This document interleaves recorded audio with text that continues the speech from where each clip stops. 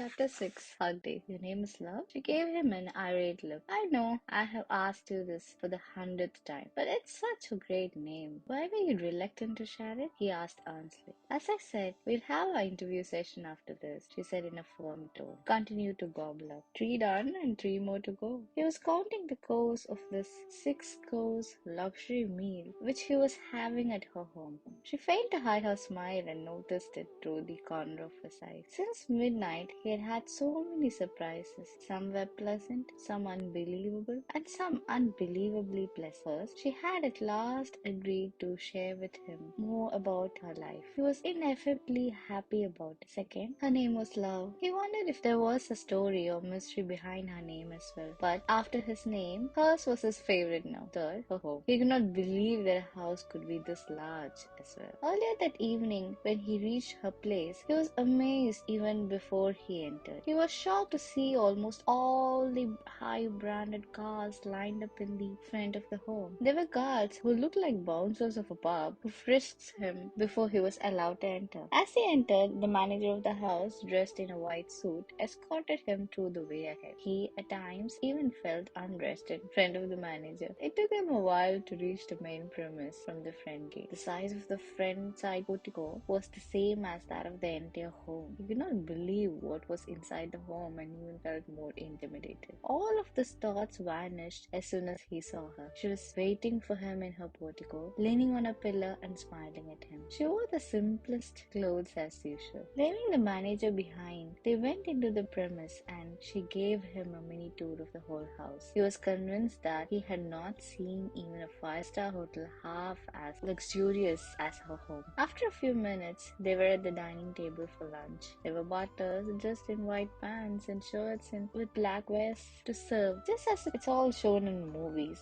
We would have a 6-course meal, she ordered. He did not even know what a 6-course meal would have. The table was immediately filled up with numerous dishes. He lost most of his hunger merely at the sight of those dishes. She saw him eating silently without talking much, which was quite unusual about him. She could understand that it was perhaps because of all the servants and butlers around. She asked everyone to leave the room, telling them that she herself would serve him. They all left at once without a question. Thank God. This is very He looked for the right words to describe his feelings. Suffocating? She finished the sentence for him. Exactly, he said and continued in a tone filled with honesty. I feel sorry for you. I mean, I can see you have everything at your disposal, but it doesn't feel comfortable, at least to me. She looked into his eyes, controlling her tears. Your name is Love? He asked. Yes. Such a lovely name. She nodded. Is this your real name? She did not say anything. As usual, he did not wait for an answer either. Your parents named you so? Where are they? Are you staying alone in such a big house? He went on with innumerable questions. Better give me a question paper. I'll answer all of your questions, she said in an irritated tone. What? You had promised me that you will share everything about yourself, haven't you? That's right. I will keep my promise. But not like this, being inquired like a criminal. Fine, fine. Let's talk after we finish off here. He continued his meal, but only for 5 minutes. Then he asked again. Your name is Love? She frowned at him. Okay, I promise that I'll talk only after our lunch, he reiterated, but only for a few seconds until he repeated the same question. I may have to cancel my promise and probably this date, she mocked in a raised tone, pretending to be angry. Fine, I won't grill you. Maybe I'll even make it interesting for you. I'll make it like a TV interview show, entertaining and fun for you as well as informative for me. What do you say? He asked with glowing eyes.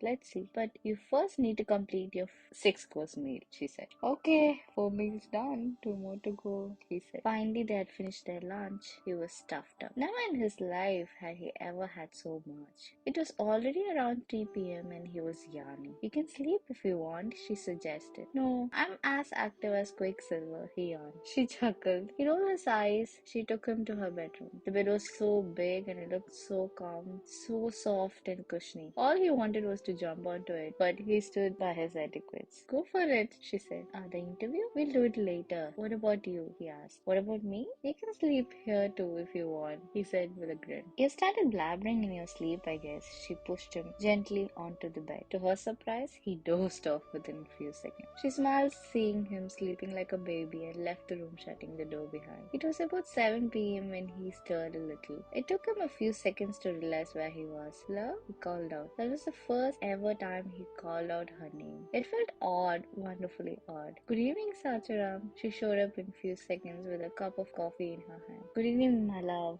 Love. He smiled widely and took the coffee from her hand. She smiled and sat next to him on a bed. This is the first time I felt that I've been called out with love. Her voice trembled. He could already see her getting emotional. He smiled and asked her, Fine. Shall we start our interview? I guess, she said. Okay, let's do this properly. Let me have a setup like a chat show. You're my guest today. Okay? Is that necessary? I've promised you one. I don't want to break my promise on promise day. Trust me, you will enjoy. He said with a tone firm with assurance. Hopefully, she said. She at once got him a setup ready for a chat show with a chair and a couch and a cup of coffee for both of them. Just go with the flow. If you wish to ignore any questions, I have no problems whatsoever. No stress, just for fun. He said. She nodded.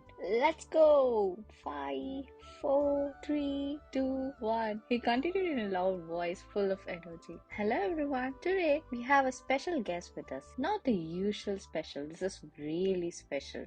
Though she's one of the most famous celebrities in the literary world, this is the first time she's come in front of the world in person. Yes, I know her fans are going to go crazy tonight. Let's have a huge round of applause and welcome the most famous anonymous writer, the Big Red Heart, and now we call her as Love. She was amazed by the way he had started. He asked her to wave to the imaginary audience. She found it was a bit weird and decided to go with the flow as she said, Hi Love, he began. Hello. People know you through your book, and from today, they will know you through your looks as well. How do you feel about it? To be honest, nothing special. With or without my identity, my books will have the same impact on my readers, she replied. Maybe it is special to you, but won't your readers be really happy to know more about you and give a face to the creator, something that they cherish? He asked. Yeah, maybe, but I never thought about it that way. I just wanted to be away from all the popularity. I wanted to lead a normal life, she answered after a couple of seconds of silence. This is the reason for your anonymity? He asked. She was silent. He thought that she perhaps did not want to answer. So he continued, Love, this is very beautiful, one of the most used and the most sought after word. You have it as your name? Tell us about it. Love is the name I have given myself, she said after a pause. Oh, he exclaimed. I lost my love the day I was born. Dad was always busy with his business. He did not have the heart or time to look after me. He perhaps thought that all the maids and servants he left for me were more than sufficient for my care. I did not know, but he was never there when I needed him. I always feel lonely despite having so much people around me. She paused again and then continued. As per gossips, I have another name, but I wanted to be called as Love. I wanted to have in my name what I always missed in my life. He remained silent for a second and then started again in his cheerful voice. I think not only do you have it in your name, but you also have lots and lots of love for your fans. What would you like to say about it? Maybe because I had longed for love all my life, I did not know how to receive it either. Though my fans show so much of love and I love them back even more, I still keep them away from me. But don't you find it contradicting? On the other hand, you want love but on the other hand, you're not ready to receive it. You say you love your fans, but you have never ever, maybe until now, tried to fulfill their wishes of knowing more about you. She was in deep thought. He decided to move on to the next question. The Valentine's Day was just around the corner. What are your plans for the day? Do you have someone to celebrate it with? He asked with a grin. She remained silent and then started. He had asked about my anonymity earlier. This is because I'm not new to all this popularity. Rather, I'm quite notorious. The reason why I kept my identity a secret was that I feared that my readers would hate me if they know about me. What are you saying? Do you know about the prodigal daughter? You mean the prodigal son from the Bible? He asked. No, the infamous prodigal daughter referred by the media? This is me, she said in a trembling voice. He tried to recall for a moment moment about the infamous case of the prodigal daughter. He could remember the details, only vague. Oh, okay, let me brief about this prodigal daughter to the audience. She started. It all had happened about a decade ago, so I guess I need to jog everyone's memory a bit, she said and continued. There was this businessman who was one of the five richest men in the country, and he had a daughter who was his sole heir to all of his assets. But she was not interested in leading a luxury life, and all she wanted was to be free and just go with some corner of the world and lead a peaceful life.